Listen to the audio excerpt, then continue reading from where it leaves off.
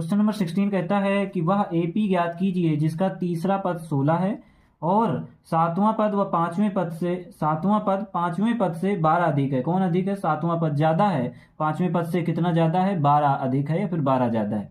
आइए इस सवाल को हल करते हैं। सबसे पहले क्या दिया गया है? तीसरा पद दिया गया है, यानी A3 का मान दिया गया है कितना? 16। A3 को अगर हम लिखना चाहें तो A3 को हम क्या लिख सकते हैं? A3 को हम लिख सकते हैं A plus 3 minus 1 into D लिख सकते हैं, बराबर 16 लिखा है, लिख दीजिए। लिख सकते हैं, कहाँ से आ रहा है? ये फार्मूले से आ रहा है, an बराबर a plus n minus 1 into d करने से। a प्लस 3 में 1 जाएगा तो आ जाएगा 2d, a प्लस 2d बराबर 16। ये बन गया हमारा समीकरण नंबर 1, बन गया। अब दूसरी बात चलते हैं। दूसरी बात कह रहा है कि सातवां पद पांचवें पद से 12 अधिक है। कौन अधिक है? सातवां पद।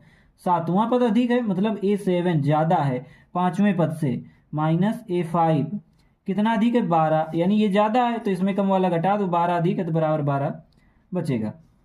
A7 को हम क्या लिख सकते हैं? लिख सकते हैं A plus 6d minus A5 को क्या हम लिख सकते हैं? लिख सकते हैं A प्लस 4d बराबर 12। तो बराबर क्या आ गया?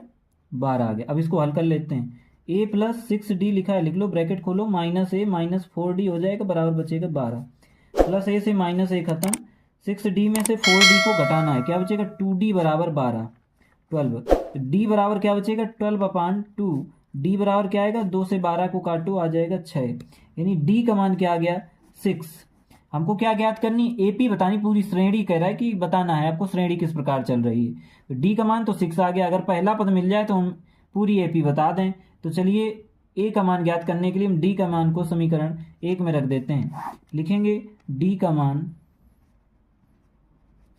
समीकरण 1 में रखने पर, समीकरण 1 में रखने पर समीकरण 1 हमारा क्या है? ए प्लस 2d, लिख दो इसको, a प्लस 2d बराबर 16 या फिर 16।